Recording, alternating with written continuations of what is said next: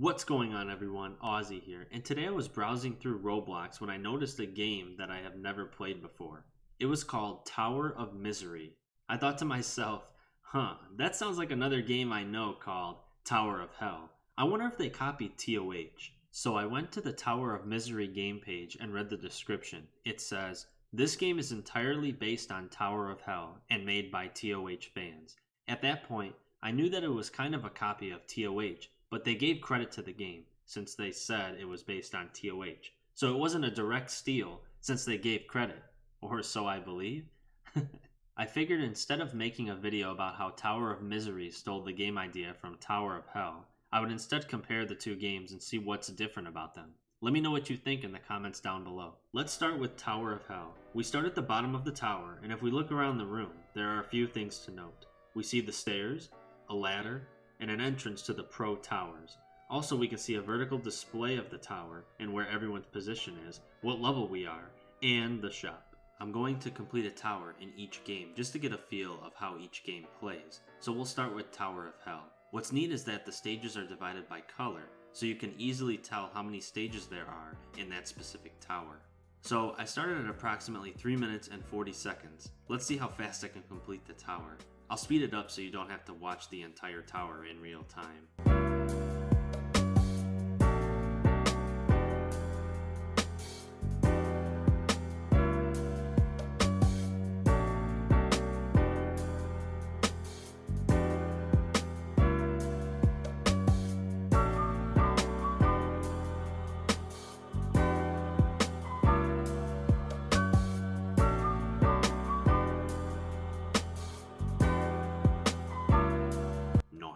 It took me about 1 minute and 42 seconds to complete the tower, if my math is right. So once you have completed a tower, you don't really have anything to do other than wait or jump down and try to complete it again before the time runs out. Once the time runs out, your experience will be added and you'll know how far you are from a level based on how close the bar is to filling up.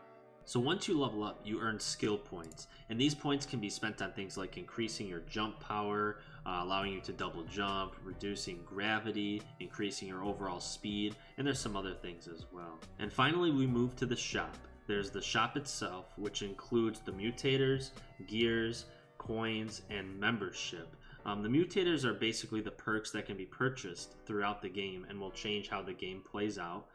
The gears are basically items that will benefit you as the player while you're playing throughout the tower. And then coins and memberships are basically a way of just supporting the game, giving you more currency so you can buy basically more stuff for your experience. In the effects portion, you can buy boxes, which gives you a chance at acquiring gears, hooks, trowels, some trails, and some other neat things as well.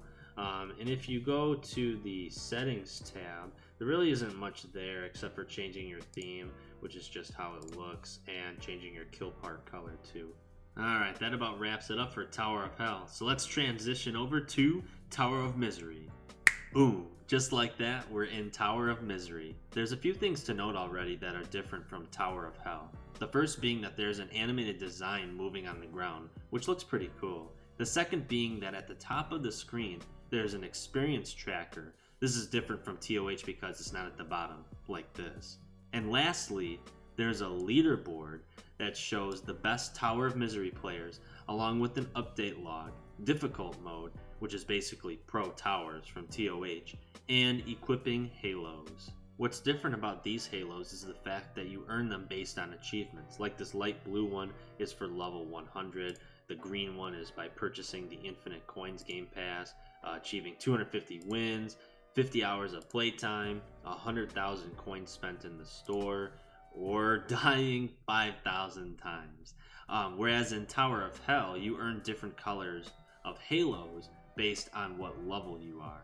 So just like in Tower of Hell, I'm going to run through a tower in Tower of Misery, and one cool difference is that there's a countdown for when the next tower is going to start, versus in TOH, when the tower just loads right in. Also, the tower isn't loaded until the countdown hits 0. Another item to note is the fact that as you progress, your experience climbs up as well. On the side, you can see that just as in Tower of Hell, each stage is separated by color. If you look at the top right corner, you'll notice a skip tower button I forgot to show this in the recording, but if you click that button, you can skip the current tower, but it costs some Robux. Compared to in Tower of Hell, you can actually skip the tower in a VIP server for free, but you can't skip it in a public server. Again, I'll speed this up so you don't have to watch this in real time.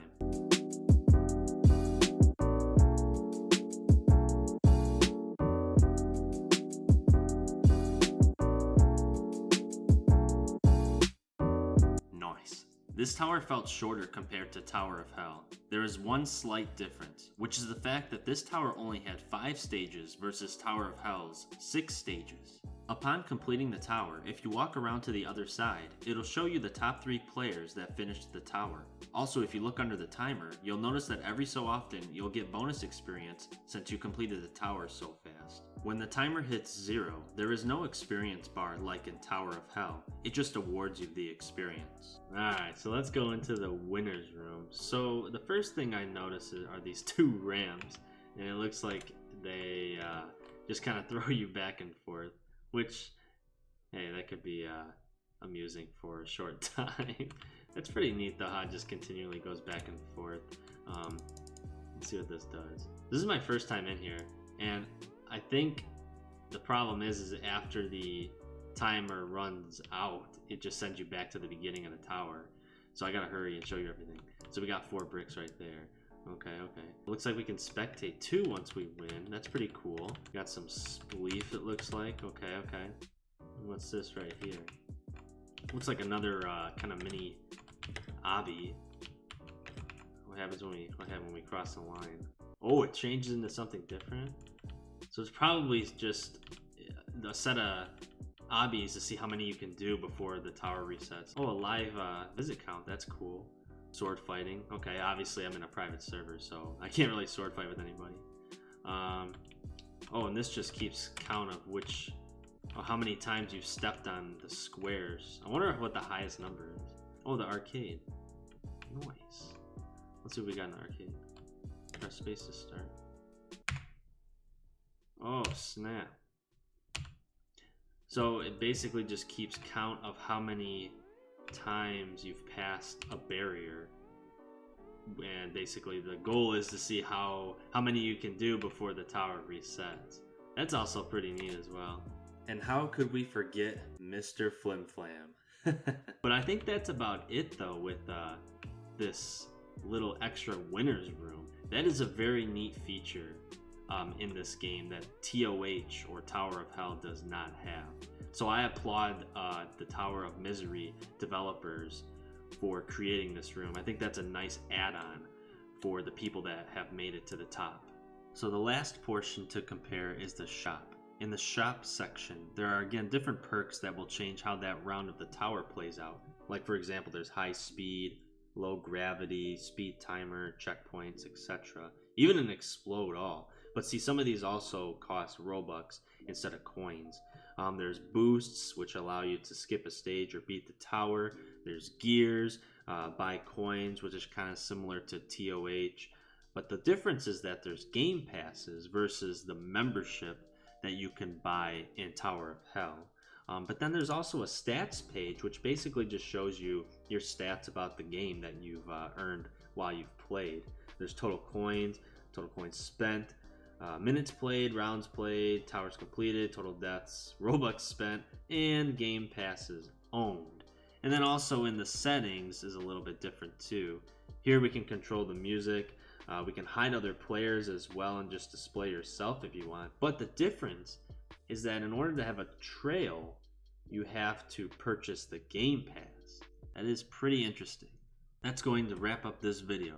So which do you like better, Tower of Misery or Tower of Hell? Let me know in the comments down below, and if you have a video idea of games to compare, let me know and I'll see what I can do. But make sure to leave a like and consider subscribing if you enjoyed the video. And until next time, have a wonderful rest of your day. Take care as always, and I will see you in the next one.